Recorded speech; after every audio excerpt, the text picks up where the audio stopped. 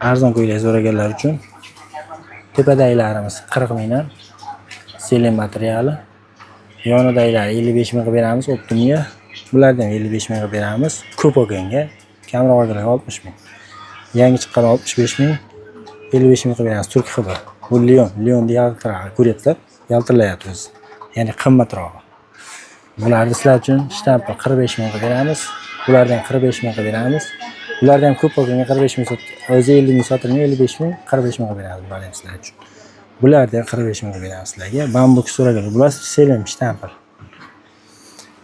Bambuk so'raganlar uchun bambuk yubqasi havo o'tkazmaydi uncha-munchaga.